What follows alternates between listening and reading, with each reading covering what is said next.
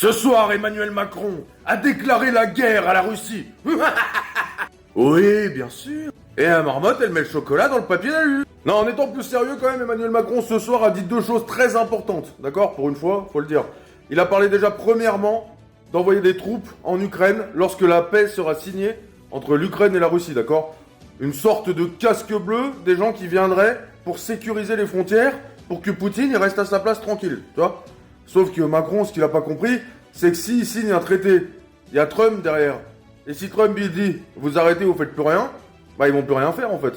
Donc on n'a pas vraiment besoin d'envoyer des troupes, sauf si c'est un bon argument pour pouvoir faire une défense militaire européenne, ce qu'ils ont toujours prévu avec von der Leyen. Et la deuxième information, je sais que vous allez pas l'aimer parce que vous êtes tous des radins.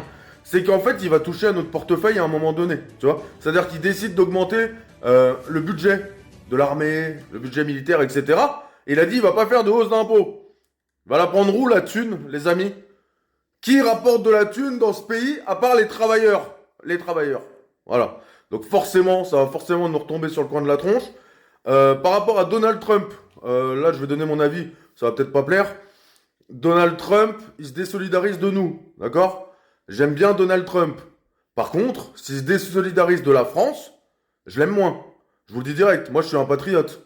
C'est pas parce que c'est Donald Trump et qu'il a une perruque blonde comme Bryce de Nice que le mec j'adhère à tout ce qu'il dit. Je suis pas un mouton les gars, faites gaffe, soyez pas des moutons. Ça veut pas dire soutenir Macron, hein. Ça veut juste dire que s'il veut faire du mal à la France, on va plus être copains avec lui en fait. Voilà, c'est tout. Et ceux qui vont me dire oui mais les États-Unis ils décident. À un moment donné, une souveraineté ça se décide. Voilà. Je vous embrasse tous, je vous souhaite une bonne soirée. Et comme disent tous en ce moment sur les vidéos, joyeux carême à tous. Ça aussi c'est un nouveau truc qu'on n'entendait jamais. C'est incroyable comment Emmanuel Macron a la capacité à se mobiliser pour le peuple ukrainien, pour défendre le peuple ukrainien, pour leur donner de l'armement, pour là, même augmenter le budget, pour pouvoir les aider encore plus, même peut-être leur envoyer des troupes pour défendre leurs frontières, et que de l'autre côté, s'occupe pas de nous.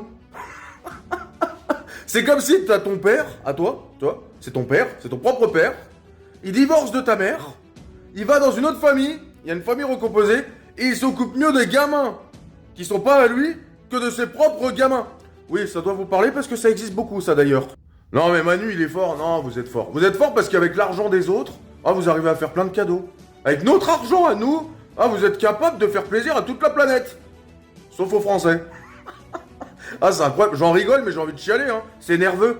Bon, après, t'es sympa quand même, Manu, parce que cet après-midi, t'as été visiter un village français, tu vois, où il y avait 600 habitants. Ça faisait 2 ans que tu t'étais pas promené en France. Bon, t'as pas pris trop de risques, hein. T'as été dans un endroit où il y avait une boulangerie et un bar. Même la boulangère, elle te connaissait pas, c'est dingue.